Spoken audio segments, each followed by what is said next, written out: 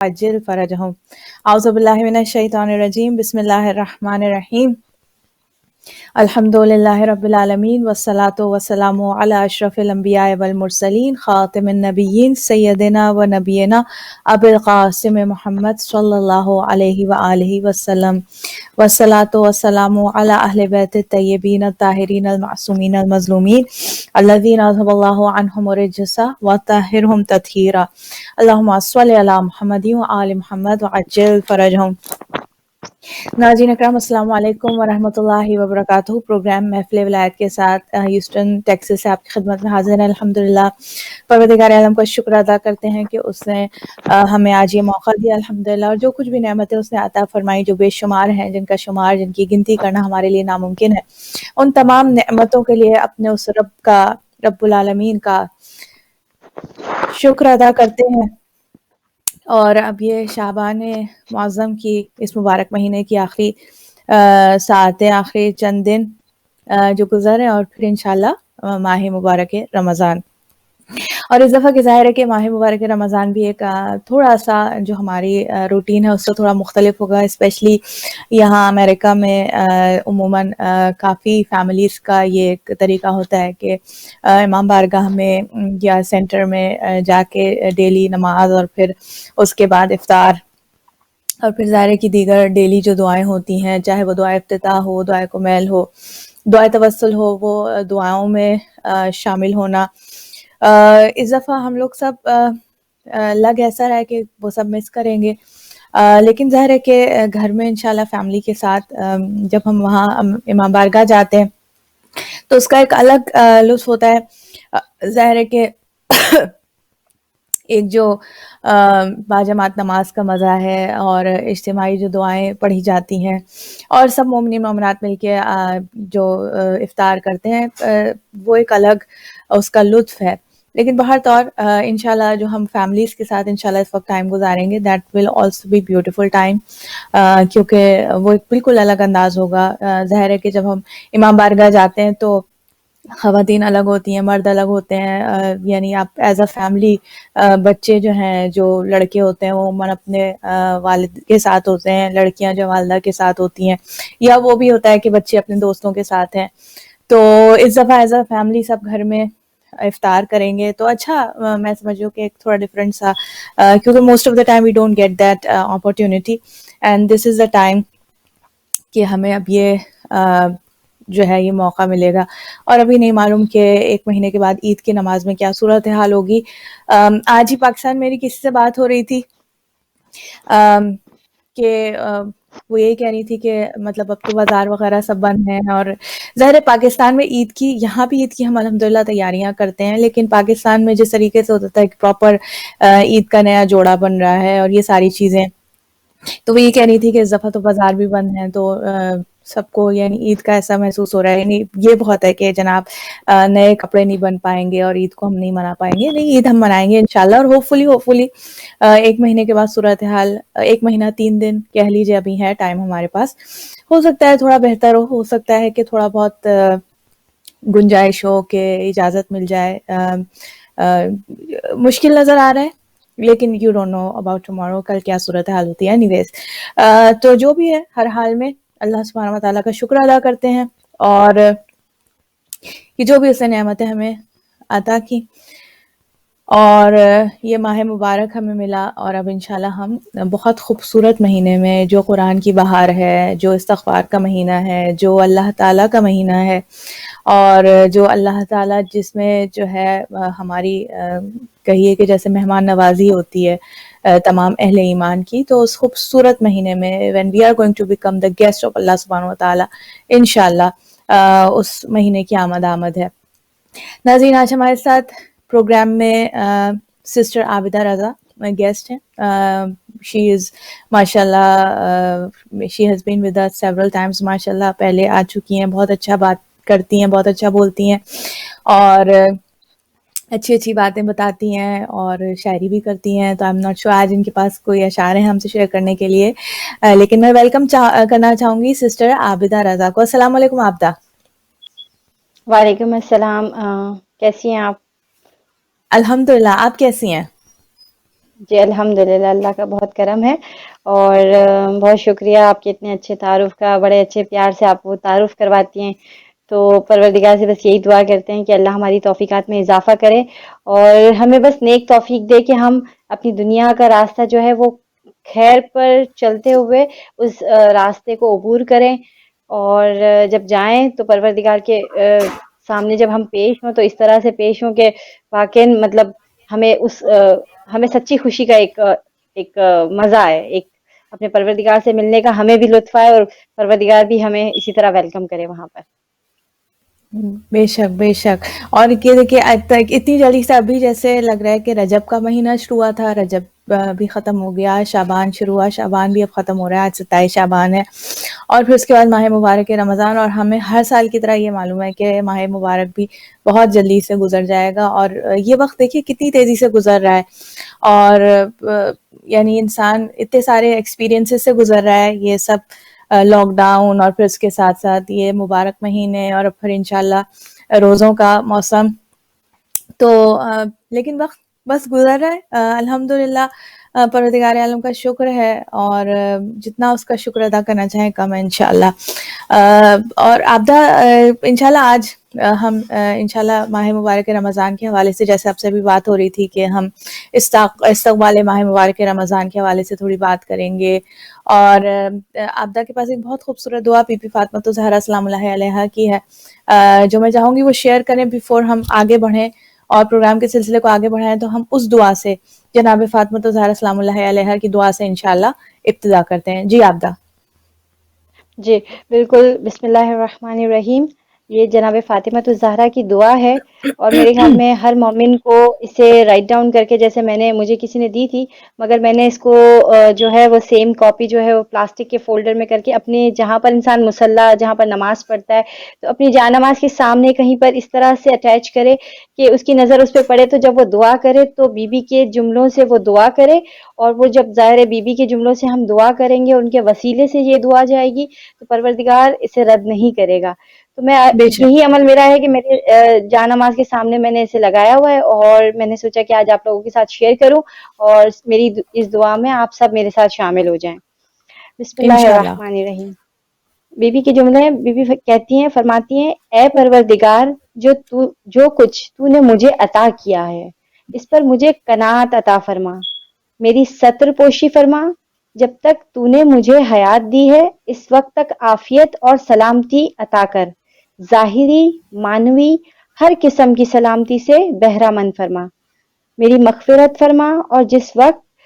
تو مجھے اپنے پاس بلائے اس وقت اپنی خاص کرم اور رحمت نازل فرما. میں اس چیز کے حاصل کرنے میں اپنا وقت ضائع نہ کروں جو تو نے میری تقدیر میں نہیں لکھا ہے، اور جو تو نے میری تقدیر میں لکھ رکھا ہے اسے آسانی سے کم ترین وقت میں عطا فرما، تاکہ میرا باقی وقت تیری عبادت میں لگا رہے. اتنی خوبصورت یہ دعا ہے کہ جب میں لاسٹ یہ سینٹینس پڑھتی ہوں کہ اگر جو بھی میری تقدیر میں لکھا ہے اگر تو مجھے آسانی سے عطا کر دے تو باقی جو میری زندگی یا باقی میرا وقت جو ہے وہ پروردگار تیری عبادت میں گزرے. تو مجھے یہ جملہ بہت زیادہ اثر کرتا ہے میرے دل پر، اور میری یہ خواہش بھی ہے کہ پروردگار واقعی زندگی کے مسئلوں کو، اگر سم ٹائمز انسان کوئی پریشانی میں تو اگر اسے آسان کر دے تو باقی وقت اپنے پروردگار کے ساتھ انسان اس کی اطاعت میں، اس کی عبادت میں، اس کے خشوع و خضوع کے ساتھ اس کی بارگاہ میں وہ جو ہے وہ وقت کو گزارے. بے شک بے شک. اور ظاہر ہے کہ ہوتا یہ آبدہ عموماً ہماری زندگیاں اتنی جیسے بھاگ دوڑ میں گزر رہی ہوتی ہیں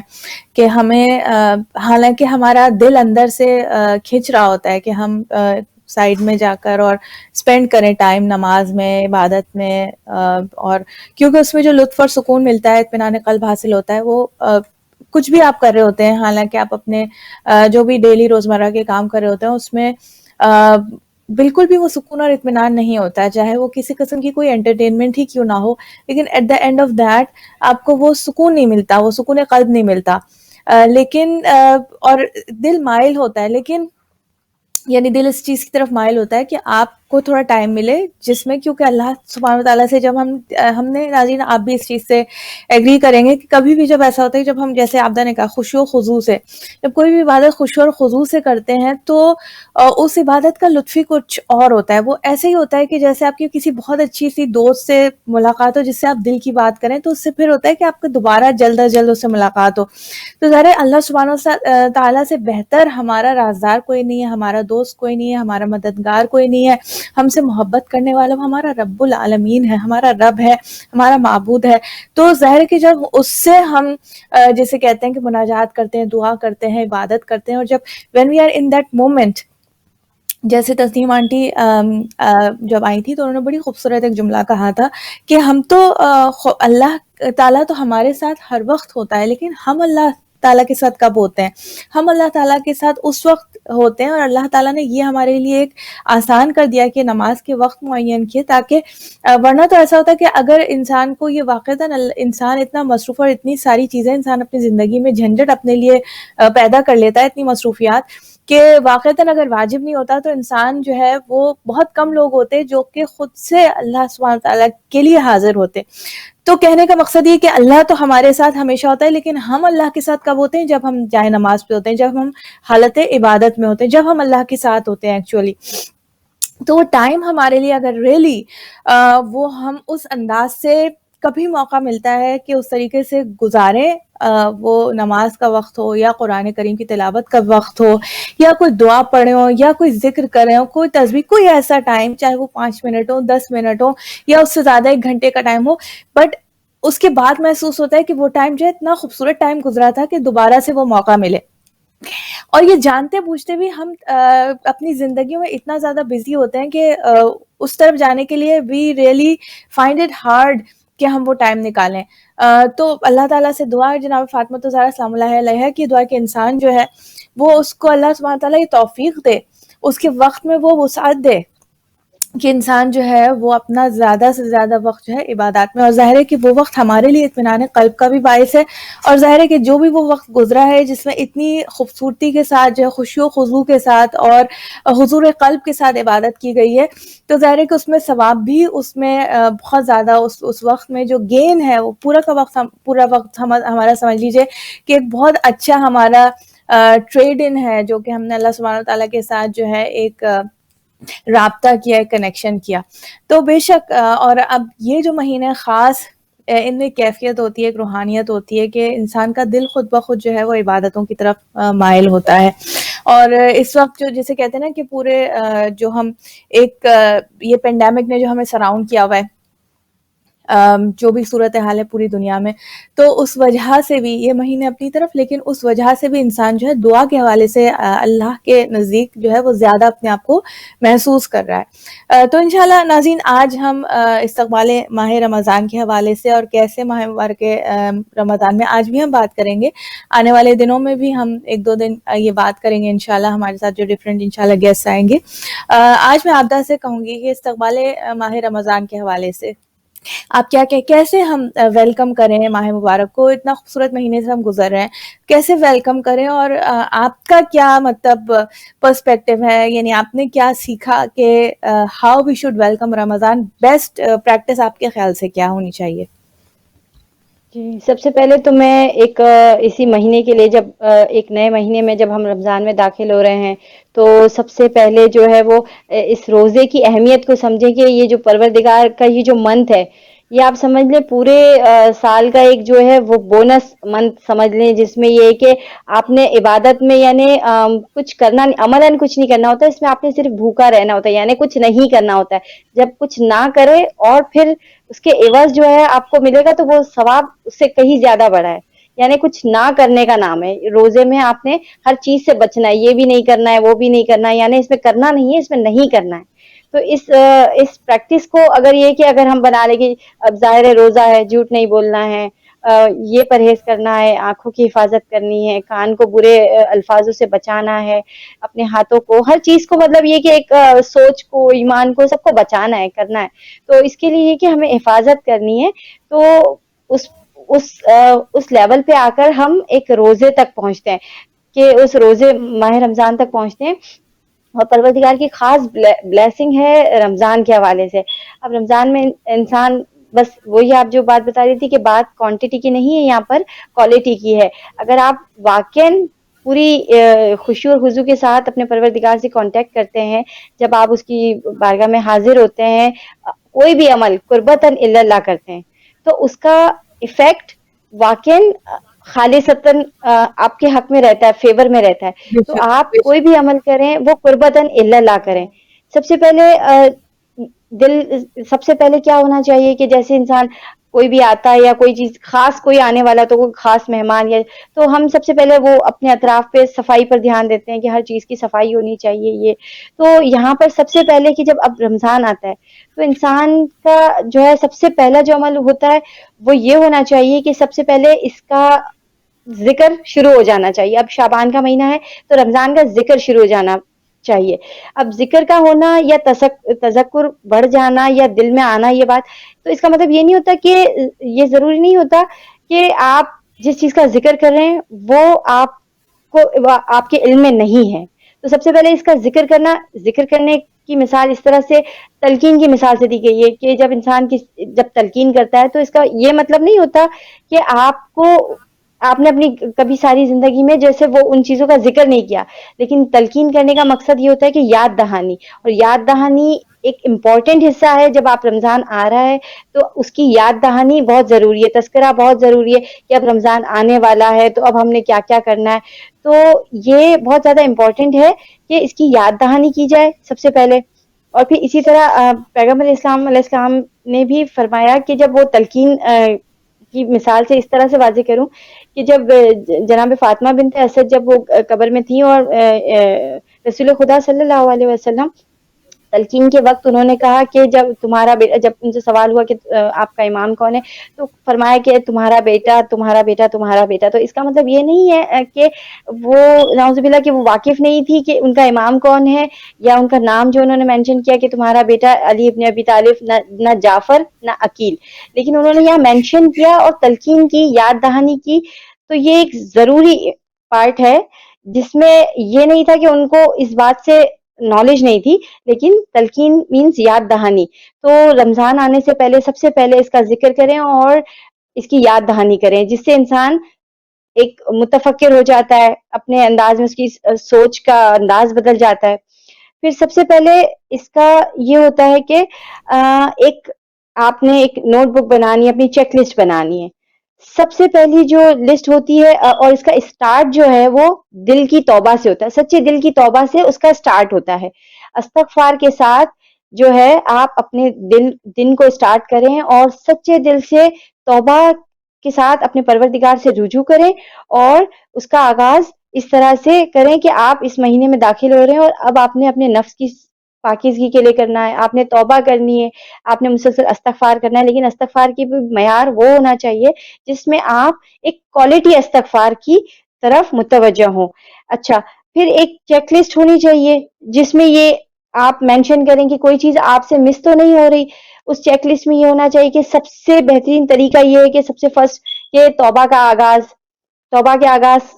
سے جب ہم کریں گے تو پروردگار سے ہم دعائی انداز میں رجوع کریں گے اور جب ہم پروردگار سے کانٹیکٹ کریں گے، جب وہ ہمارے نفس کو پاک کر دے گا، جب وہ ہمارے گناہوں کو بخش دے گا تو ہمارا ہر عمل بہت بہتر انداز سے ہم اس عمل کو کر سکتے ہیں. پھر اس کا جب انسان جب گناہ گار کتنا ہی گناہ کر چکا ہو اور یہ طے کر چکا ہو کہ بس اب وہ جہنمی ہو چکا ہے، لیکن توبہ وہ امید ہے جو انسان کو امید مطلب ایک گہرائی سے نکال کے، گناہوں سے نکال کے پاکیزگی کی طرف لے جاتی ہے. تو توبہ کا معیار یہ ہونا چاہیے کہ صدقے دل سے انسان توبہ کرے اور اس مہینے کو جب پائے تو ظاہر ہے وہ اس مہینے میں روزہ رکھے اور اپنی امید جو دعا کے ذریعے، توبہ کے ذریعے پروردگار سے جو اس کی امید ہے اس کو برقرار رکھے. تو اس طرح وہ اپنی مدد کرے گا. سب سے پہلے توبہ سے اس کا آغاز ہو گیا. پھر اس نے ارادہ کرنا ہے، پہلے توبہ کی، اس کے بعد سیکنڈ چیز آ گئی اس کا پکا ارادہ. وہ ارادہ ایسا ہونا چاہیے کہ آپ محاسبہ کریں کہ آپ نے پچھلے سال کیا کیا کیا، کیا نہیں کیا. اس منتھ کو جب آپ نے پایا تو کیا آپ کی جب منتھ ختم ہوا تو آپ کے دل میں وہ ایک تسلی، ایک آپ کو خوشی خضو اور بڑھا، آپ کے دل میں کتنا اطمینان آیا، آپ نے عبادت کس لیول سے کی تھی، کتنی کی تھی اور وہ آپ اپنا محاسبہ کر کے تو آپ نے ارادہ کرنا ہے سیکنڈ چیز، اور پھر اپنا طرز عمل اور عقیدہ بالکل درست کرتے ہوئے رمضان کو گزارنا ہے. ورنہ اگر آپ نے اس رمضان کو پچھلے رمضان کی طرح گزار دیا تو یہ رمضان گویا آپ کو مزید کوئی فائدہ نہیں پہنچا سکتا. اس کی مثال آیت اللہ ایک شیخ محمد بہاری جو ہے وہ اس کی ایک مثال فرماتے ہیں کہ اگر کوئی انسان زہر کھا لیتا ہے تو اس کا اثر جو ہے وہ اس کا ظاہر ہے اس کے معدے تک اس کا زہر چلا جاتا ہے. تو اس کے اثر کو ریموو کرنے کے لیے اس کے معدے کو لیور کو فلش کیا جاتا ہے. تو وہ جب فلش کیا جاتا ہے تو اس سے زہر کے اثرات ختم ہو جاتے ہیں اور وہ زندگی کی طرف بحال ہو جاتا ہے. تو گناہوں کی مثال اس طرح سے دی ہے کہ جب انسان گناہ کرتا ہے اور وہ توبہ کرتا ہے، جب توبہ کرتا ہے تو اس کا جو ہے وہ اندر سے فلش ہو جاتا ہے اور پھر وہ دوبارہ ایک اچھے نفس کے ساتھ وہ دوبارہ ایک نیک بندہ ہو جاتا ہے، مومن ہو جاتا ہے. لیکن اگر وہ دوبارہ کرتا ہے، پھر دوبارہ توبہ کرتا ہے، پھر جب دوبارہ کرتا ہے تو اگر یہ وہ عمل ریپیٹ کر رہا ہے تو انہوں نے کہا کہ اس مثال سے کہ ممکن ہے کہ اس گناہ کے کچھ اثرات جو ہے وہ معدے کے اندر رہ جائے اور اس کا ایفیکٹ یہ ہوگا کہ آخر جو ہے اس کی موت واقع ہو سکتی، یعنی اس کی روحانی موت اس سے ہونے کا خدشہ ہے. تو یعنی ہر بار یہ ضروری نہیں ہے کہ انسان گناہ کرے اور پھر توبہ کرے تو ہر بار جو ہے وہ زہر پوری طرح سے نکل جائے. یعنی وہ اگر اپنے معاملے میں سیریس نہیں ہے، گناہ کو نہیں چھوڑ رہا ہے، تو وہ اس مہینے کو بہتر انداز پہ اس کا اثر نہیں ہوگا. پھر انہوں نے کہا کہ اگر اس کے کچھ اثرات باقی رہ جاتے تو انسان کا دل جو ہوتا ہے وہ مردہ ہو جاتا ہے اور اس کے اثرات باقی رہنے سے اس کی جو ہے وہ روح کی موت ہو سکتی ہے. ایک اور ایگزامپل سے انہوں نے واضح کیا کہ ایک بندہ جو ہے وہ اگر چوتھی منزل سے اگر چھلانگ لگاتا ہے یا چھلانگ نہیں بھی لگاتا ہے یا گر جاتا ہے تو اسے نیچے اگر سیو کر لیا جاتا ہے، کسی گاڑی پہ گر جاتا ہے یا گدے پر یا کسی پہ بھی اس کی جان جو ہے وہ بچ جاتی ہے. اگر وہ جان بچ جاتی ہے تو اب ایسا نہیں کہ وہ بار بار وہ چوتھی منزل پہ جائے یا پانچویں منزل پہ جائے اور بار بار کودے اور بار بار یہ ممکن ہو کہ اس کی جان بچ جائے، پھر حادثے کے امکانات بڑھ جاتے ہیں. تو انسان کا بھی عمل ایسا ہی ہونا چاہیے کہ جب وہ ارادہ کرے تو پختہ کرے، اگر توبہ کرے تو پختہ کرے اور پھر وہ اس مہینے کو پائے تو اس طرح سے پائے کہ واقعاً اس کا پچھلے سال کا رمضان اور اس سال کا رمضان اس میں ڈفرینس وہ خود لائے. اور مستحبات کی طرف رجوع کرنا، پھر اس کی ایک چیک لسٹ بنانا کہ آپ نے کون کون سی دعائیں کس کس انداز سے پڑھنی ہے، کن کن دنوں میں کس طرح سے آپ نے اس کو سیٹ اپ کرنا ہے اس کا. تو یہ ساری چیزیں جو انسان کر سکتا ہے ایک رمضان کے آنے سے پہلے، اس کی تذکر، اس کی تلقین، یاد دہانی، پھر گناہوں سے توبہ سچے دل سے، صدقے دل سے، پھر ارادہ، پھر اس کی مستحبات کی لسٹ اور پھر اس پر عمل پیرا ہو کر، اور جتنی میکسیمم لسٹ کے اندر یہ ہے کہ آپ صرف یہ نہیں ہے کہ آپ نے پیسوں سے کسی کی مدد کر دی، آپ نے کسی کو اچھی بات سکھا دی، آپ نے کسی کو تھوڑا علم دے دیا، آپ نے کسی مومن کی مدد کر دی، چاہے وہ اس کی دل جوئی کرنا ہو. تو مدد کسی بھی لحاظ سے اگر آپ کر رہے ہیں تو یہ آپ کا ایک بیسٹ عمل ہے. مومن وہی ہے جس کے ہاتھ اور زبان سے دوسرا مومن محفوظ ہو. جی سسٹر کوکر. خوبصورت کہ انسان جو ہے وہ توبہ آئی تھنک بہترین اس وقت جو ماہ مبارک رمضان میں ایک چیز آپ نے بیان کی کہ توبہ یہ وہ انداز، یہ وہ سلیقہ ہے کہ جس سلیقے سے ہمیں ماہ مبارک رمضان میں داخل ہونا ہے. اور توبہ جو ہے وہ اللہ سبحانہ و تعالیٰ کی طرح، توبہ کا مطلب ہوتا ہے پلٹنا، یعنی اس کا اگر لفظی معنی ہم دیکھیں تو اس کا مطلب پلٹنا، رخ کرنا. تو یعنی اللہ کی طرف گویا ہم رخ کرتے ہیں، اور اللہ سبحانہ و تعالیٰ کی طرف رخ کرنا میننگ کہ جب ہم گناہ کرتے ہیں تو گویا ہم نے اللہ سبحانہ و تعالیٰ کی جانب سے رخ کو پھیرا ہوا ہوتا ہے، گویا ہم اللہ سبحانہ و تعالیٰ کی مرضی کو، اللہ سبحانہ و تعالیٰ کی خوشنودی کو، اللہ سبحانہ و تعالیٰ کے حکم کو گویا ہم پس پشت رکھ کے، یعنی بیک پہ رکھ کے ہم نے اللہ کی طرف سے رخ پھیرا اور رخ اپنا گناہ کی طرف کیا. توبو الی اللہ، یعنی اللہ سبحانہ و تعالیٰ کی طرف جو ہے رخ کرو. اور توبہ کا مقصد یہی ہے کہ ہر گناہ سے، ہر غیر خدا سے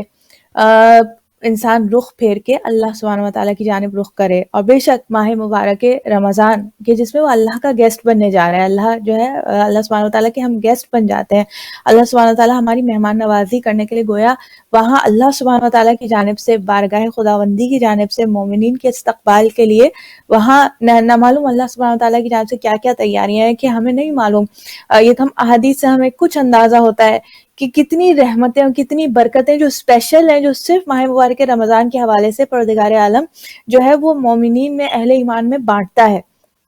تو اللہ نے تو ایک تیاری کی، استقبال کی، اور وہ کیا کہنا کہ جو ایک مومن کی کہ استقبال کی تیاری خود پروردگار عالم کرتا ہے اس ماہ مبارک میں، اور ایک ہماری ذمہ داری ہے کہ ہم استقبال ماہ مبارک رمضان کیسے کریں۔ اور ایک یہ خوبصورت دعا بھی ہمیں امام سجاد علیہ السلام کی ملتی ہے، اس پہ اگر موقع ہوا تو تھوڑی سی ہم بات کریں گے۔ لیکن ابھی جو عابدہ نے کہا کہ توبہ جو ہے ناظرین ایک پورا پروسیس ہے، اس میں یہ صرف نہیں ہے کہ ہم نے بس استغفار کیا، استغفر اللہ کیا، اور جیسے کہ میں نے آپ کو لفظ کا معنی ہی بتایا وہی سمجھ میں آ رہا ہے کہ اس کا مطلب یہ ہے کہ پلٹ جانا ہر اس چیز سے جو غیر خدا ہے، پلٹ جانا ہر معصیت سے، رخ موڑ لینا ہر گناہ سے، اور رخ کر لینا خدا وند عالم کی جانب یا خدا وند عالم کی خوشنودی کی جانب۔ مولا کائنات کے سامنے ایک مرتبہ ایک شخص نے، یہ واقعہ آپ کا سنا ہوا ہے لیکن بار بار اس کو سنتے ہیں، بار بار اس سے ہم سبق حاصل کرتے ہیں۔ ایک مرتبہ ایک شخص نے مولا کے سامنے استغفار کہا، استغفر اللہ کہا۔ مولا نے اسے کہا وائے ہو تجھ پر۔ اب آپ دیکھیے کہ ہمیں بھی عجیب سا لگتا ہے کہ ایسے کیسے، اور مولا وہ ہے کہ جو دلوں کا حال جانتے ہیں۔ بہت سارے لوگ بس عادتاً ایسے ہی، یعنی ان کا ارادہ نہیں ہوتا گناہ کو چھوڑنے کا، لیکن بس ایسے ہی عادتاً استغفر اللہ کہتے ہیں۔ تو اس شخص نے کہا کہ مولا میں نے تو جو الفاظ ادا کیا استغفر اللہ، یہ تو استغفار کے الفاظ ہیں، یہ تو وہ الفاظ ہیں جو انسان کی نجات کی طرف لے کر جاتے ہیں، تو آپ نے اس پر ناپسندیدگی کا اظہار کیوں نہیں کیا؟ تو کیوں کیا؟ تو مولا نے اس شخص سے کہا کہ اس لیے کہ آپ نے اس انداز سے جو توبہ کرنے کا حق ہے ان شرائط کو، اور اس کی کچھ شرائط ہیں۔ اس کی شرائط کیا ہیں؟ اس کی شرائط یہ ہیں کہ انسان کو سب سے پہلے تو ایک سینس آف گلٹ ہو، یہ ہم یاد کر لیں، یہ شرائط توبہ ہے، اس کے بغیر ہم نہیں کہہ سکتے کہ ہم نے توبہ کی ہے، یہ وہ توبہ قابل قبول نہیں ہے جس میں یہ شرائط شامل ہو۔ فقط استغفار کر لینا توبہ کے قبولیت کا باعث نہیں بنتا۔ وہ شرائط کیا ہے؟ نمبر 1، دل میں ایک احساس ندامت ہونا۔ پہلا یہ کہ انسان کو اندر سے ایک دل میں ندامت ہو کہ میں نے یہ کام جو کیا، یہ گناہ کیا، خدا نخواستہ کوئی جھوٹ بولا، خدا نخواستہ کوئی غیبت کی، خدا نخواستہ کوئی اور کسی کا دل دکھایا، کسی کا حق مارا، جو بھی گناہ، جس بھی نوعیت کا گناہ کیا، اس گناہ پر انسان کو احساس ندامت ہو، پشیمانی ہو، گلٹ ہو، اندر سے اس کا دل بے چین ہو۔ نمبر 1۔ نمبر 2، اب جو اسے یہ گلٹ کی فیلنگ ہوئی، یہ اتنی زیادہ اس کے اندر گلٹ کی فیلنگ ہو کہ اس کو وہ اس ارادے پر مجبور کرے کہ اب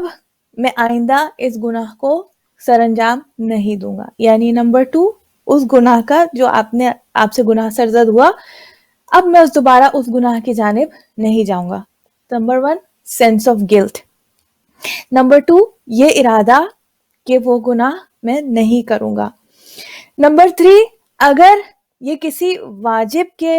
اگنور کرنے کا یا واجب سے غفلت یا تساہلی برتنے کا معاملہ ہے تو ان واجبات کو ادا کیا جائے۔ کس طریقے سے؟ مثلا کسی سے اگر نمازیں، کوئی تارک الصلاۃ تھا لیکن اب وہ پروردگار اس نے کہا کہ نہیں، مجھے آئندہ جو ہے میں نمازوں کو باقاعدگی سے ادا کروں گا، اور اس کے ذہن میں پشیمانی، اور آئندہ اس نے ارادہ کیا کہ میں نمازوں کو، اب اس نے نمازیں، دل میں پشیمانی بھی آئی۔ نمبر 2، اس نے کنڈیشن بھی پوری کی کہ آئندہ میں نماز پڑھوں، اور نماز پڑھنی شروع کر دی۔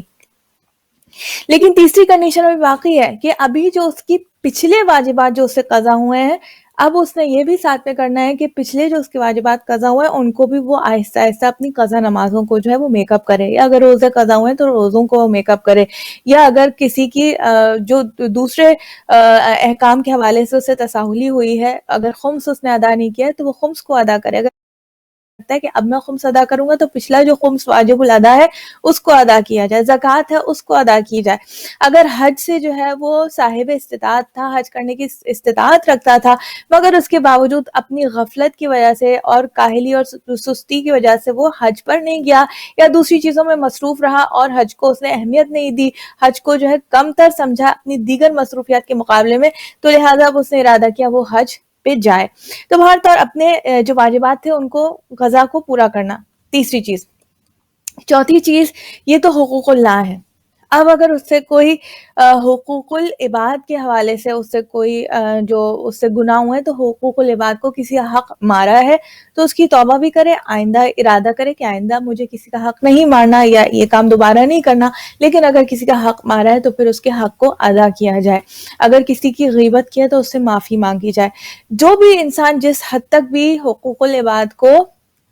وہ ادا کر سکتا ہے وہ اس کو ادا کرے, جو پہلے اس نے جن کے برتنے میں کسی کا حق مارا یا اینی فارم آف اگنورینس اور نیگلیجنس ود ریسپیکٹ ٹو حقوق اور رائٹس آف دا پیپل. چوتھی چیز یہ ہوگی. پھر امام فرماتے ہیں کہ اپنے یعنی انسان جو ہے وہ اپنے آپ کو عبادت میں, اب جس طریقے سے وہ گناہوں سے لطف اندوز ہوا تھا, جس طریقے سے اپنی زندگی میں اس نے گناہوں سے جو ہے وہ لذت حاصل کی تھی, اب اپنے جسم کو جو ہے وہ عبادت کی لذت سے آشنا کرے. اور اگر فرض کریں اگر عبادت اس کے اوپر اسٹل جو ہے اس کا دل نہیں لگتا ہے یا اس کا, تو اب مولا فرما رہے ہیں کہ عبادت کی سختیوں سے, یعنی وہ مثلاً وہ نماز شب پڑھنا شروع کرے, مثلاً یہ کہ وہ تمام جو نوافل ہیں ان کو ادا کرے, یعنی اپنے آپ کو جو پیور یعنی جو ایک تائب ہے, تائب وہ لیول انسان حاصل کرنا چاہ رہا ہے جس لیول پہ پروردگار عالم کہتا ہے کہ ان اللہ یحب التوابین, کہ اللہ سبحانہ و تعالیٰ, ان اللہ بے شک, ان مین سرٹنلی, اس میں کوئی شک و شبہ کی گنجائش نہیں ہے, ان اللہ یحب التوابین, محبت کرتا ہے کس سے, جو توبہ کرنے والے ہیں. یہ کون توبہ کرنے والے ہیں؟ یہ تو توبہ کرنے والے ہیں. پوچھوں گی یا اللہ یہ توبہ کرنے والے تو وہ ہیں جو ایک وقت میں بڑے سے بڑے گناہ کے مرتکب ہوئے, آج تو ان گناہگاروں سے تو محبت کر رہا ہے. تو پھر شاید بارگاہ خداوندی سے یہ آواز آئے گی کہ یہ وہ لوگ ہیں کہ جنہوں نے نہ صرف توبہ کی, نہ صرف یہ کہ پشیمان ہوئے, نہ صرف یہ کہ اس گناہ کو چھوڑ دیا, بلکہ یہ کہ اب یہ دن رات عبادت میں مشغول خود کو رکھتے ہیں اور اب اپنے جسم کو عبادت کی سختیوں کا گویا عادی بنا رہے ہیں. ایک کنڈیشن یہ ہو گئی. پھر امام فرماتے ہیں کہ اب جو اس نے مال حرام سے اپنے جسم پہ اس کے چربی چڑھی, مثلا کسی کا حق مارا, مثلا حق کیسے انسان جو ہم روزمرہ اس کی مثالیں دیتے ہیں, مثالیں ملتی ہیں ہمیں, وہ ملتی ہیں مثلا یہ کہ میراث میں کسی کا حصہ ہے, اور یہ بہت کامن مثالیں ہیں کہ اسپیشلی پاکستان انڈیا میں بہت کامنلی ہوتی ہیں کہ انسان جو ہے وہ حق ادا نہیں کیا, لیکن اب اس نے جو کسی کا حق کیا, خدا نخواستہ کسی یتیم کا مال کھا لیا, خدا نخواستہ کسی کی حق تلفی کی, کسی کے ساتھ زیادتی کر کے اس کا کوئی خدا نخواستہ کوئی چوری کر کے, اب یہ جو حرام مال یا رشوت لے کے اور دیگر اتنے ذرائع ہوتے ہیں انسان جو حرام طریقے سے کماتا ہے, اور پھر اس سے امام فرماتے ہیں جو اس کے جسم پہ چربی چڑھی, اب وہ خود کو فاقہ کشی کے ذریعے وہ جو چربی اس کے جسم پہ حرام کھا کر وہ چربی چڑھی ہے, فاقے کر کے اس چربی کو پگھلائے حتیٰ کہ اس کا پیٹ جو ہے اس کی کمر سے لگ جائے, یعنی اتنا وہ فاقے کرے, یعنی اس کا مطلب یہ کہ بہت زیادہ انسان جو ہے وہ فاقے کر کے اپنی جتنا بھی گوشت اور چربی اس کی اس حرام مال سے بنی ہے, اب وہ فاقے کر کے اس حرام مال کی سے چڑھی ہوئی چربی کو گویا پگھلا دے, اپنے آپ کو بالکل یعنی فزیکلی بھی جو اس کے جسم پہ چربی حرام مال کھا کے چڑھی ہے اس کو فاقہ. یہ آپ دیکھیے کہ کتنی باریکیوں میں جا کے جب توبہ کی بات ہوتی ہے تو ہم شاید اسٹیپ 1 تک ہم آتے ہیں, اسٹیپ 2 تک بھی آ کے وہی جو آپ نے کہا کہ ایک دفعہ زہر کھایا لیکن اب صفائی کر دی, لیکن بار بار اگر انسان وہ حرکت کرے گا, لیکن اللہ سبحانہ تعالیٰ کی ذات اتنی کریم ہے اور وہ ایسا معاف کرنے والا ہے کہ توبہ کا دروازہ اللہ تعالیٰ پسند کرتا ہے کہ انسان ٹھیک ہے ایک دفعہ غلطی ہو گئی, انسان نے توبہ کی اور اس کے بعد دوبارہ اگر اس سے وہ گناہ سرزد ہو گیا, اللہ سبحانہ تعالیٰ نے یہ نہیں کہا کہ اب تم آؤ گے تو میں تمہاری توبہ, کوئی انسان بار بار بھی اگر توبہ کو توڑ دے, یعنی توبہ کیا اور توبہ اس سے ٹوٹ گئی, یعنی دوبارہ سے وہی گناہ کر لیا, بعض اوقات انسان کی عادتیں ایسی چیزیں جو ہیں عادتوں میں شامل ہو جاتی ہیں, لیکن اللہ تعالیٰ نے ہمیں کیا لگژری دی ہے کہ اگر کوئی چیز ہماری عادت میں بھی شامل ہو گئی ہے, فرض کریں ہم نے توبہ بھی کی, اس کے باوجود عادتاً وہ مثلاً کسی کی جھوٹ بولنے کی, انفارچونیٹلی ہوتا ہی, کوئی میں ایسی آؤٹ آف دا ورلڈ بات نہیں کری, جھوٹ بولنے کی بعض لوگوں کی عادت ہوتی ہے, غیبت کرنے کی عموماً لوگوں میں عادت ہوتی ہے, تو لہٰذا توبہ بھی کی اور پشیمانی بھی کہ ہم نے یہ کیوں کیا, ہم نے غیبت کیوں کی, ہم نے جھوٹ کیوں بولا, پسند نہیں آ رہا, لیکن چونکہ ایک چیز کی عادت ہے دوبارہ سے وہ کام ہوا, تو اللہ سبحانہ تعالیٰ کی کریم ذات ہمیں اس بات کی طرف دعوت دیتی ہے کہ ایون اگر تم نے توبہ کی اور توبہ ٹوٹ گئی، یعنی پھر تم نے توبہ کے بعد پھر جھوٹ بولا، توبہ کے بعد پھر تم نے غیبت کی، کوئی بات نہیں، تم پھر سے توبہ کرو، پھر سے ارادہ کرو کہ آئندہ یہ کام نہیں کرو گے. حتیٰ کہ بار بار اب انسان کو اس سے یہ کوئی نیگیٹو بھی ہے بات نہ سمجھ لے کہ جناب اللہ نے تو ہمیں اجازت دی ہے تو ہم ایک دفعہ توبہ کریں گے استغفر اللہ and then we go back. نہیں، جب توبہ کریں تو ان شرائط کے ساتھ کہ اللہ تعالیٰ تو ارادوں کا جاننے والا ہے، اللہ تعالیٰ ہمارے دل کے راز کو، دل کے حال کو جانتا ہے کہ ہم نے جو توبہ کی، ہم نے جو استغفار کیا، واقعتاً ہم نے کیا یہ ارادہ کیا، تو اللہ تعالیٰ وہ جو توبہ ہے کہ واقعی اب میرا ارادہ ہے کہ میں یہ کام نہیں کروں گی، لیکن پھر مجھ سے یہ کام ہو گیا، پھر مجھ سے غلطی ہو گئی، تو دین اللہ سبحانہ تعالیٰ انڈرسٹینڈز کہ انسان جو ہے وہ غلطی اور خطائیں کر سکتا ہے، لہٰذا he always has a chance to come back and he can come back again and again until ہوگا کیا کہ بار بار انسان اگر دن میں 10 بار جھوٹ بولتا تھا، پھر اس کا کوانٹٹی میں بھی 5 بار، آہستہ آہستہ وہ بالکل پیوریفائی ہو جائے گا. تو it may be a gradual process, لیکن انسان جو ہے وہ اس چیز سے دل برداشتہ نہ ہو جائے کہ مجھ سے یہ کام نہیں ہو رہا، میں یہ نہیں کر پا رہی یا کر پا رہا. نہیں، اگر ایک دفعہ انسان فیل بھی ہو جائے دوبارہ ٹرائی کرے، دوبارہ کوشش کرے، اینڈ اگر واقعی انسان سنسیئر ہے، پرخلوص ہے توبہ میں، تو اللہ تعالیٰ بھی اس کی پھر مدد کرے گا، آہستہ آہستہ آہستہ وہ بری عادت اس سے جو ہے وہ چھوٹ جائے گی. یہ تو ایک چھوٹی چھوٹی باتوں کے حوالے سے کہ ہم جیسے عابدہ نے کہا ہم پلان آؤٹ کریں، خود اپنا محاسبہ کریں، آہستہ آہستہ آہستہ ہم خود جانتے ہیں کہ ہمارے اندر کیا برائی ہیں، ہم دیکھیں کہ کیا اگر کوئی ہمارا ایسا قریبی، کوئی ہمارا یعنی فیملی میں کوئی ہے یا کوئی ہماری ایک قریبی دوست ہے جو ہمیں بتاتی ہے کہ تمہارے ساتھ یہ مسئلہ ہے یا تمہاری یہ پرابلم ہے، اس کو کریکٹ کرو، تو I think that is a blessing. پھر ہم اس پرابلم کی طرف توجہ دے کے اس کو جو ہے ڈیلی روٹین میں ہم کوشش کریں کہ اپنی عادت کو، جو بری عادت اگر ہمیں کوئی ہے تو اس کو اس سے چھٹکارا حاصل کرنے کی کوشش کریں انشاءاللہ. تو دس از ون وے کہ توبہ کے حوالے سے ہمیں سوچنا بہت ضروری ہے، خاص طور سے اس مہینے میں جس کو رمضان ہی اس لیے کہا جاتا ہے. میں عابدہ کے پاس آؤں گی اور عابدہ سے اس حوالے سے عابدہ اور کچھ آپ ایڈ کرنا چاہیں گی؟ جی بالکل، آپ نے بہت خوبصورت توبہ کا ایک کانسیپٹ جو ہے وہ بہت اچھے سے بیان کیا کہ واقعی توبہ جو ہے وہ پلٹنے کا نام ہے، کہ پروردگار کے بارگاہ میں اس طرح سے پلٹا جائے کہ بس وہ خالصتاً ارادہ جو ہے نا انسان کا قوی ہونا چاہیے، اور وہ اپنے آپ سے ہی وہ مذاق نہ کرے، مطلب یہ کہ وہ اپنے ہی معاملے میں خود سیریس ہو اور وہ خود اس معاملے کو سیریس طور پر کرے اور اپنے پروردگار سے رجوع کرے. تو قرآن میں جیسے آپ نے لاسٹ پروگرام میں بتایا تھا کہ پروردگار گناہوں کی توبہ پر نہ صرف انسان کو بخش دیتا ہے بلکہ اس کی گناہ جو ہے وہ نیکیوں میں بدل دیتا ہے، یعنی بے پروردگار کی شک. رحمانیت کی کوئی حد نہیں ہے. تو ایک چھوٹا سا واقعہ شیئر کروں گی توبہ کے حوالے سے ہی، جس میں اور ایک دعا کی طرف بھی اشارہ ہے اور توبہ کا بھی ایک اچھا انداز اس میں بیان ہوا ہے. ایک شخص تھا، تو وہ شخص جو ہے وہ خانہ کعبہ کا غلاف پکڑ کے وہ زاروں قطار رو رہا تھا. وہ کب سے، مطلب یہ کہ وہ اس کا یہی تھا کہ وہ کچھ دیر ہو گئی وہ وہیں پر غلاف پکڑ کے روئے جا رہا تھا، مسلسل زاروں قطار رو رہا تھا. تو امام علی علیہ السلام نے مولا حسین سے کہا کہ جاؤ اس شخص کے پاس اور اس شخص کو میرے پاس لے کر آؤ، ہم ان سے معلوم کرتے کہ کیا ماجرا ہے،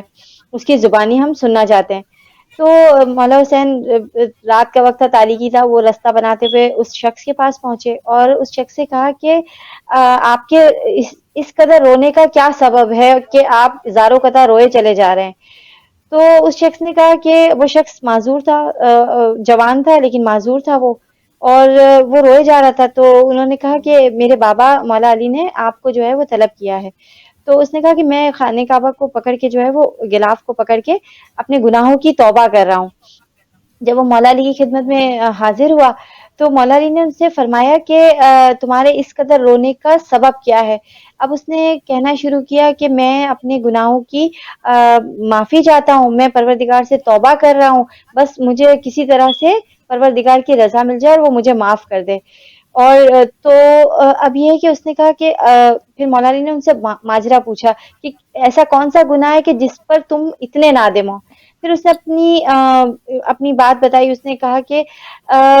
میرے بابا جو کہ کافی ضعیف ہو چکے تھے، اس نے پوری عمر، ایک سیونگز ہوتی ہے انسان کی، تو پہلے کے زمانے میں ظاہر سیونگ انسان رکھتا ہے صندوق میں، تو اس نے بتایا کہ اس کے بابا نے صندوق میں کچھ رقم اکٹھا کر کے رکھی تھی. تو اس نے کہا کہ میں جوانی کے فل ایک اپنے ایک سمجھ لیں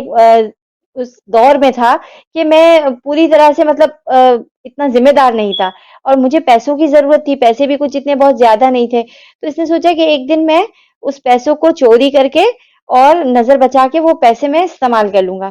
اب اس شخص نے یہ کیا کہ وہ جب پیسے لینے کے لیے گیا وہاں پر صندوق میں, تو ان کے بابا وہاں سے آ گئے اور انہوں نے اس کو دیکھ لیا کہ یہ پیسے جو میں نے رکھے تھے وہ اس کو چوری کر رہا ہے. تو اس کے باپ نے جو ہے اسے روکنے کی کوشش کی, مگر یہ جوان تھا اور وہ بوڑھا تھا. اس نے جوانی کے اس عالم میں اس نے اس بات کی پرواہ نہیں کی کہ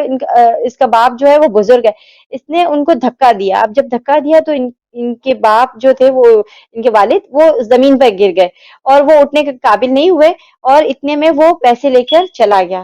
جب پھر اس کے بعد ان کے بابا جب تھوڑا سا اسٹیبل ہوئے, پھر انہوں نے کہا کہ وہ جب کسی طرح سے وہ خانے کعبہ تک پہنچے, وہ ٹریول کر کے گئے, انہوں نے کہا کہ خانے کعبہ کا غلاف پکڑ کے انہوں نے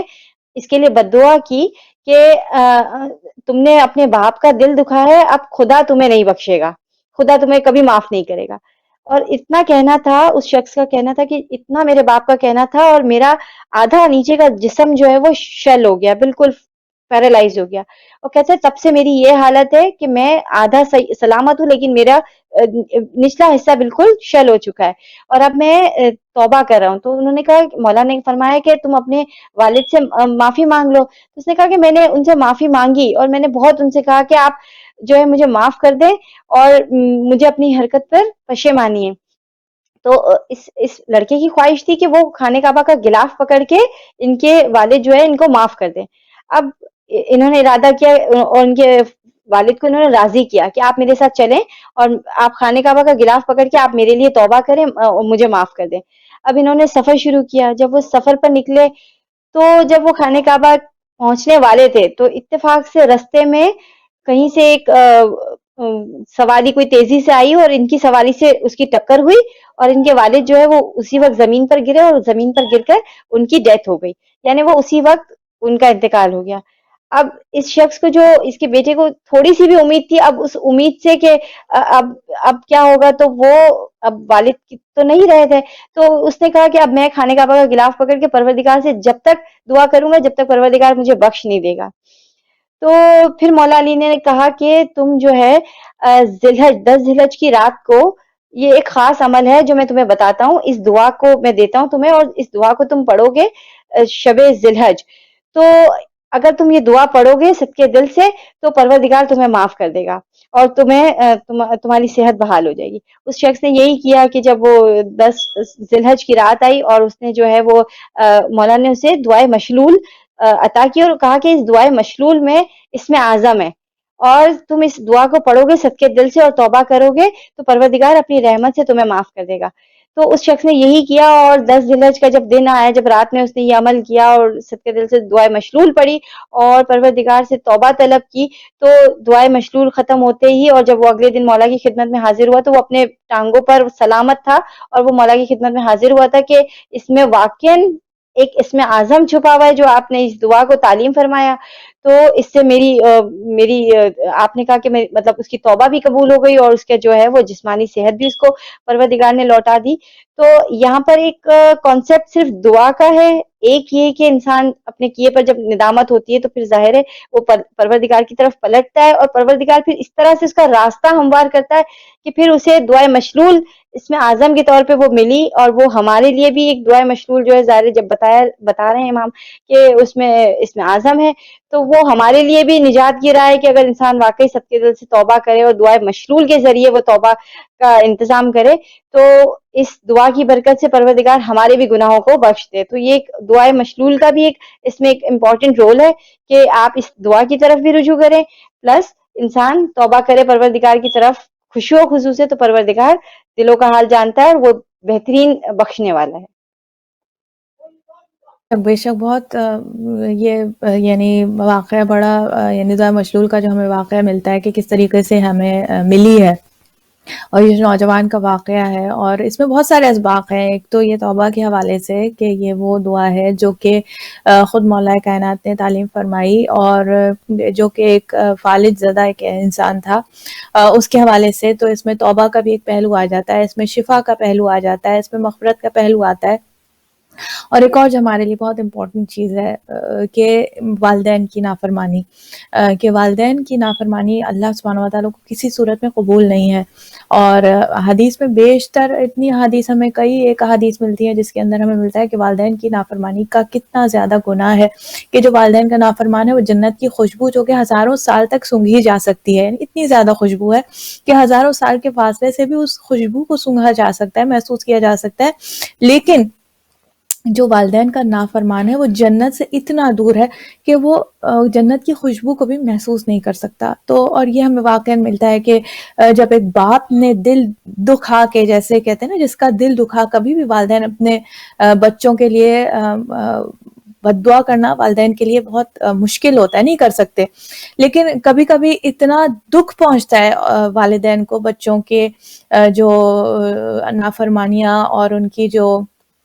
بدتمیزیاں کہہ لیجئے، کہ والدین ایک وہ مقام آتا ہے کہ والدین کے دل سے دعا نکلتی ہے، وہ بہترین مقام ہے، وہ انسان کے لیے خوش بختی کا، سعادت کا مقام ہے کہ اگر والدین کی وہ ایسی خدمت کر رہا ہے، والدین پر ایسا احسان کر رہا ہے کہ جو احسان اس انداز میں نہیں کہ والدین پر ہم احسان نہیں کر سکتے، لیکن وہ احسان جو جس کا خداوند عالم نے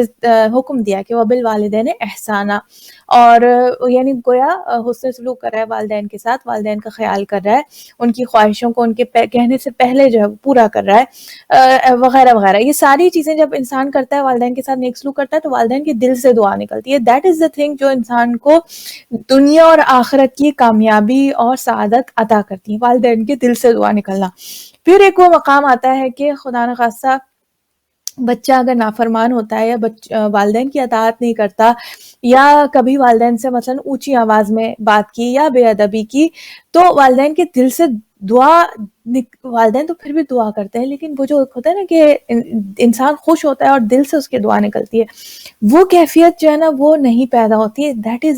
از the time that is not good for us. ہمیں والدین کی دعا ایسی دعا لگتی ہے جو کہ عرش تک جاتی ہے، عرش الہی تک جاتی ہے، جو ان کے دل سے نکلتی ہے، جو خوش ہو کے والدین دعا کرتے ہیں. والدین کی خوشی، ان کے چہرے کی مسکراہٹ پروردگار عالم کو بہت پسند ہے. وہ اس چیز کو اللہ سبحانہ تعالیٰ اس کا بہت ثواب کے گویا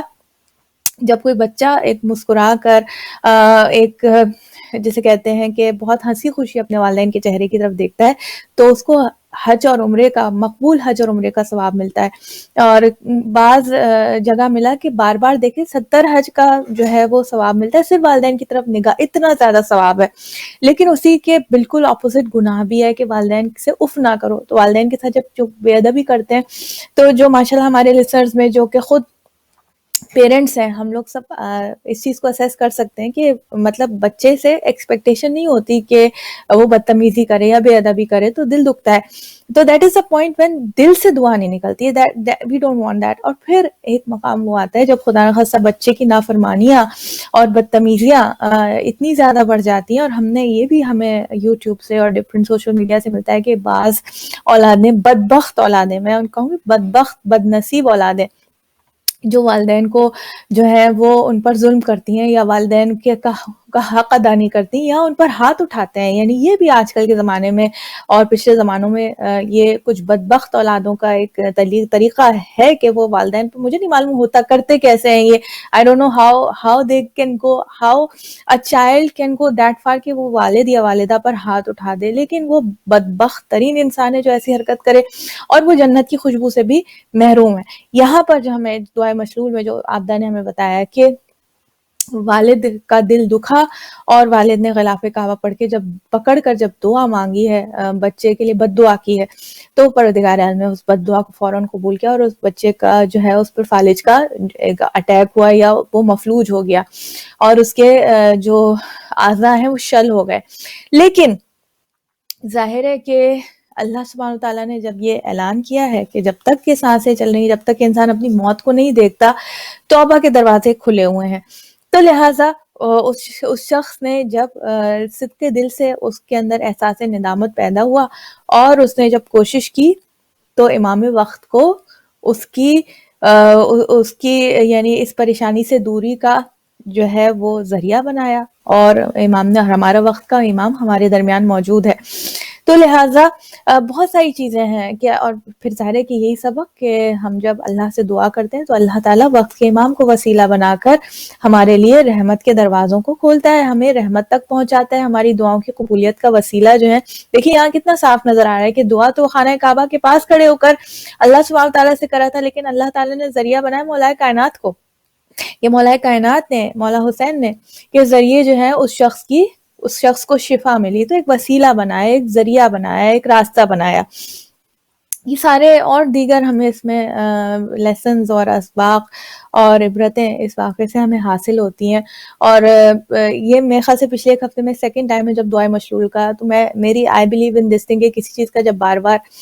تذکرہ ہو رہا ہو تو اللہ تعالیٰ کی طرف سے انڈیکیشن ہوتی ہے کہ اس دعا کو پڑھا جائے. جو بھی ہمارے ناظرین سننے والے ہیں، اگر کوئی بیمار نہیں بھی ہے، ویسے تو اس وقت یہ ہے کہ انسان کھلے دل سے تمام دنیا میں جو بھی بیمار ہیں ان کے لیے وہ ہم کرتے ہی ہیں دعا الحمدللہ، لیکن یہ کہ دعائے مشلول پڑھ کے ہم دعا کریں. بعض اوقات یہ ہوتا ہے نا کہ چونکہ طویل دعا ہے تو کوئی قریبی کوئی اگر خدا نخواستہ بیماری میں ہوتا ہے تبھی ہم ان دعاؤں کو اٹھاتے ہیں، لیکن اگر ایسا نہیں بھی ہے تو ہم تمام عالم انسانیت میں خصوصاً مومنین مومنات کے لیے ہم دعائے مشلول کو پڑھیں. اور اس میں جب پڑھیں تو یہ بھی نیت کریں کہ اللہ تعالیٰ ہمارے گناہوں کو بھی اس کے وسیلے سے بخش دے. بہت بڑی کامیابی ہوگی ناظرین اگر ہمیں یہ اللہ سبحانہ تعالیٰ کی جانب سے تحفہ مل جائے کہ ہمارے گناہوں کی بخشش ہو جائے انشاءاللہ. ناظرین پروگرام کا وقت جو ہے وہ ہمارے پاس بہت شارٹ رہ گیا ہے. آبدہ اس حوالے سے آپ استقبال ماہ رمضان کے حوالے سے، توبہ کے حوالے سے آپ اور کچھ، اور ایک تو بات ہوگی توبہ اور استغفار، اور کچھ تاکہ ہم جو ہے پھر انشاءاللہ پروگرام کو اختتام کی جانب ہم قدم بڑھاتے ہیں انشاءاللہ. جی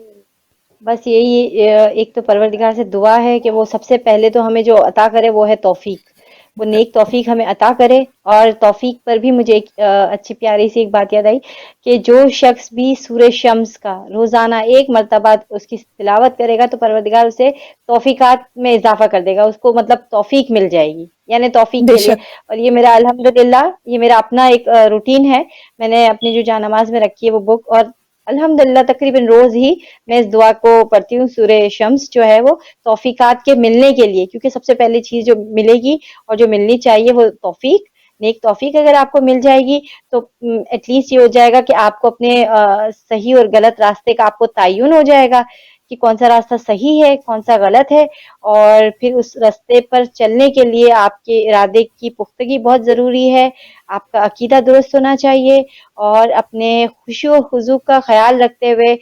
اس ماہ رمضان کو ویلکم کرنا ہے. ہم نے اس کا ذکر بھی کرنا ہے تاکہ جو ہے وہ ہم اپنے آپ کو بار بار یاد دہانی کرواتے رہیں کہ ہم کس مہینے میں داخل ہونے جا رہے ہیں. جس طرح پروردگار ہمارا استقبال، جب ہم کسی کے گھر جاتے ہیں تو وہ بھی تیاری کرتے ہیں اور جو جا رہا ہوتا ہے وہ بھی تیار ہو رہا ہوتا ہے، تو اس میں دونوں کی تیاری بہت زیادہ امپورٹنٹ ہے.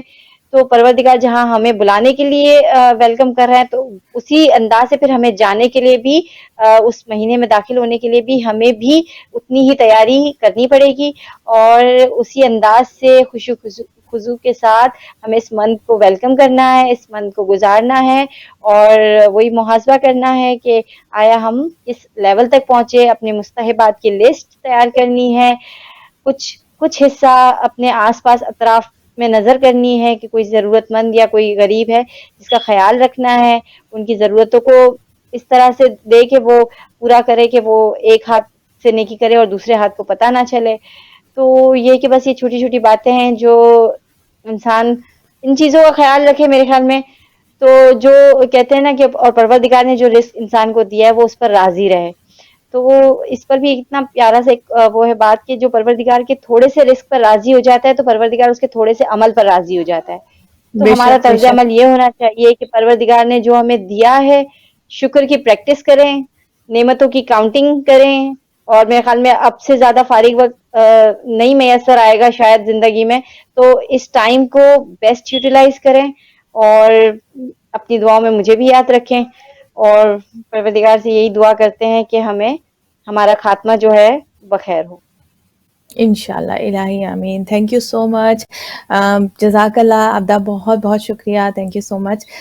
بہت اچھی گفتگو رہی ماشاء اللہ. آئی ایم شیور ناظرین اس حوالے سے ایٹ لیسٹ جو عمل کے حوالے سے ہم نے ایٹ لیسٹ اگر اس کو پورا سمیٹنا چاہیں تو ایک تو یعنی استقبال ماہ رمضان کے حوالے سے استغفار اور توبہ کی اہمیت کو ہم نے تھوڑا سا سمجھنے کی کوشش کی, اور ہمیں مینٹلی اس کے لیے اپنے آپ کو تیار کرنا ہے, اپنے آپ کا محاسبہ کر کے, اور اپنی برائیوں کو جیسے کہتے ہیں نا کہ اپنی ذات سے جدا کرنا ہے, اپنے آپ کو پیوریفائی کرنے کے لیے اپنے ذات کی جتنی بھی نجاست, پلیدگی, گندگی جو کہ برائیوں کی صورت میں انسانوں کے اندر موجود ہوتی ہے, اور انسان ظاہری آؤٹ سائڈ ورلڈ میں تو اسے گندگی بری لگتی ہے, لیکن خود انسان کو اپنے اندر کی گندگی بعض اوقات نظر نہیں آتی جب تک کہ وہ اپنا محاسبہ نہ کرے. تو سوچ کے انسان خود فگر آؤٹ کرے what is the problem with me, اور پھر اس پر کام کرے انشاءاللہ. This is the time that we should be working on it. یہ خوبصورت مہینے ہمیں اس چیز کا موقع فراہم کرتے ہیں. ایک بات تو یہ, اور دو اعمال کے اعتبار سے اگر دیکھا جائے دعائے مشلول انشاءاللہ ہم کوشش کریں, پڑھیں, جب موقع ملے پڑھیں. اس کے اندر اللہ سبحانہ تعالیٰ کے بیشتر اس میں کئی ایک نام موجود ہیں, اور اس کو پڑھ کے ایک عجیب سا لطف آتا ہے. ضرور اس کو پڑھیے, اور ظاہر ہے کہ شفا کے ساتھ ساتھ یہ روح کی بھی شفا ہے, اور روح کی شفا اگر گناہوں سے پاکیزگی ہو گئی, گناہوں سے دوری ہو گئی, تو روح جو ہے وہ شفا یاب ہو گئی. تو یہ جسمانی شفا بھی عطا کرتی ہے, یہ روحانی شفا بھی عطا کرتی ہے. پھر تیسری بات جو آپ نے بتایا سورہ شمس, ہم اس کو ڈیلی ہم یاد کر لیں. چھوٹی سی سورہ ہے, اور بہت اچھا آئیڈیا کہ جانماز میں رکھ لیں, اور دن میں کسی بھی ایک وقت, چاہے فجر یا ظہرین یا مغربین کے وقت, ہم نے اس کو جو ہے وہ سورہ شمس, یا ہم نے ایون فریج کے اوپر اپنے اس کو پرنٹ کر کے لگا لیا کہ کچن میں تو ہم اکثر کام کر رہے ہوتے ہیں, تو کچن میں جب بھی گئے اور سورہ شمس پڑھ لی, تو روزانہ ایک دفعہ ایٹ لیسٹ سورہ شمس ضرور پڑھ. اس کے بہت زیادہ فائدے ہیں, اوور آل انسان کو بہت زیادہ فوائد سورہ شمس کے حاصل ہوتے ہیں. انشاءاللہ ناظرین اسی ڈائریکشن میں گفتگو ہماری آگے بھی بڑھے گی. کل انشاءاللہ ڈاکٹر فرح حسن ہمارے ساتھ ہوں گی. شی از اے psycho therapist, has been on the programme before also, اور ان سے ہم بہت اچھی جو آج کل کے حوالے سے جو انگزائٹی, ڈپریشن کے بہت ایک الگ انداز سے, ایک سائیکو تھراپسٹ کے پوائنٹ آف ویو سے ہم ان سے بات کریں گے. وہ بہت ہمیں اچھے tips, I have talk to her, بہت اچھے ٹپس بھی دیں گی ڈے ٹو ڈے ہم کیا کر سکتے ہیں to feel better. Overall ہر ایک کوئی پریشانی ہے نا کہ ہاؤ آئی کین, جو مجھے پریشانی ہے, انگزائٹی ہے, ڈپریشن ہو رہا ہے, اس سے میں باہر کیسے نکلوں. زندگی کو اپنے ہنسی خوشی, ہر ایک انسان خوشی کا متلاشی ہے. So how to find that happiness, how to find that peace. اور اس میں اسپرچویلٹی کے حوالے سے, سائیکالوجی, سائیکو تھراپی کے حوالے سے, آف کورس ہم ظاہر ہے کہ ہمارا دین اور مذہب کیا ہمیں سکھا رہا ہے, اس کو سب گفتگو کو لے کر ہم چلیں گے انشاءاللہ. ہمارے ساتھ انشاءاللہ آپ رہیے گا, اور یقیناً آپ کال کر سکتے ہیں, you always more than welcome to call. آج کے لیے اتنا ہی, اور عابدہ کا میں بہت شکریہ ادا کرنا چاہوں گی. Thank you so much again. پروردگار عالم آپ کی توفیقات میں اضافہ کرے, اس کی جزائے کثیر, اس کی آپ کو انشاءاللہ بہترین جزا, بہترین ریوارڈ اللہ سبحانہ تعالیٰ آپ کو اس کا انشاءاللہ عطا فرمائے. ناظرین ایک سے ساتھ ہی اجازت. ربنا تقبل منا انک انت السمیع العلیم بحق محمد و آلہ الطیبین الطاہرین. اللہم صلی علی محمد و آل محمد وعجل فرجہم. والسلام علیکم ورحمۃ اللہ وبرکاتہ. فی امان اللہ.